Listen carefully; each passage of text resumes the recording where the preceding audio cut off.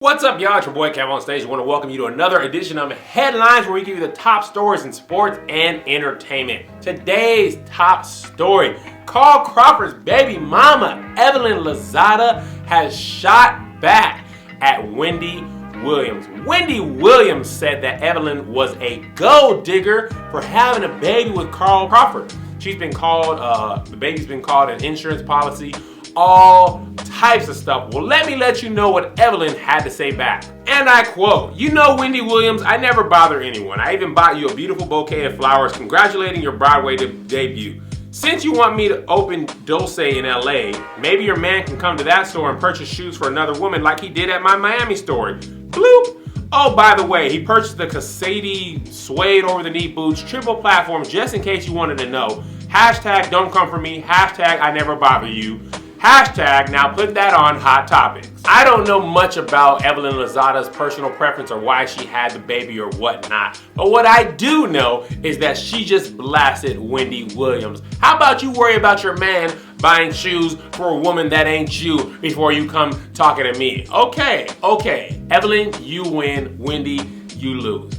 On to real sports news. Yesterday we talked about Mike Williams and his brother getting into an argument and Mike Williams falling on a knife. Well, apparently the truth came out today. An eyewitness account has this as the true story. "Next thing I know," Vaughn said, "Williams and his younger brother Eric Baylor were arguing loudly in the foyer, then physically fighting. Then he thought Baylor had punched Williams until he saw the small knife, a paring knife, maybe 3 or 4 inches from the handle, like you cut an apple with," he would recall. "I fell out of Baylor's hand and onto the floor. It went in him pretty good, I believe, from the amount of blood that was shooting everywhere," said Vaughn. Who said Williams yelled to him to call the ambulance and call the police. Look, this situation is ridiculous. I'm glad Mike Williams is okay, and I'm glad the truth has come out. It looks like they were fighting over a Bentley or something like that. You can't argue with family with knives around because you can accidentally stab someone, and then what? You have a murder case for a Bentley that's not even yours? That doesn't make any sense. It also doesn't make any sense that Frank Gore is still playing healthily in the league. The 49ers have been preparing for his exit forever, and Gore is just like, "I'm not going to get hurt." They have all types of running backs ready to replace him, but Jim Harbaugh believes that he has at least 3 good years left with the 49ers. Terrell Pryor wishes he had that with the Raiders, but he doesn't. It looks like the Raiders are ready to either release or trade him, and teams are interested. In the right system, I think Terrell Pryor will flourish just like he did at Ohio State. In the wrong system, I think he struggles. That's obvious, isn't it? What isn't obvious is how hard Jadeveon Clowney works. It seems obvious enough with the numbers he puts up, but people still question his motor. And he says talking about his ability to play hard every snap is a spit in the face to his work ethic. Well, excuse me, Jadeveon, he's going to get his chance this coming season. And I think in the right defensive scheme, without all the pressure being on him, he's going to ball so hard. He's one of the few people I feel like could have left for the NFL without 3 years. I feel like maybe in 7th grade, he was ready to make the league. To basketball news now. One of my favorite nicknames of all the NBA is Swaggy P. Nick Young for the Lakers. Take a look at Nick Young, who had his hands up like he made this 3, except he hadn't quite made the 3 yet. Look how much enthusiasm the Lakers are playing with.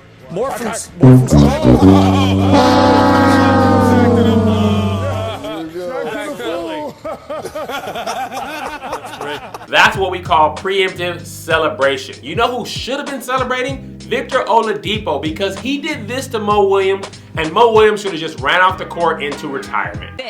Grant, of all the players you've gone against in your career, who is the hardest one to guard? What do you think? Well, that move by Oladipo, he might have been the hardest if I played against him. But you know, I didn't guard Michael a whole lot when he was in Chicago. I used to guard and match up against Scottie Pippen. That was a nice move. Ankle breaker.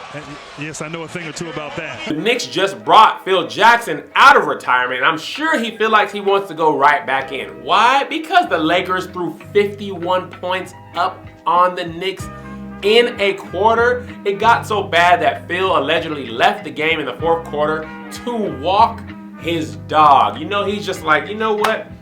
That's pretty much all we can get out of today. I'm just gonna call it a night. You know what? Where's my dog? I'm gonna go walk my dog because it's bad, real bad. Joe Jackson. Phil says the Knicks are in the hunt for some talent.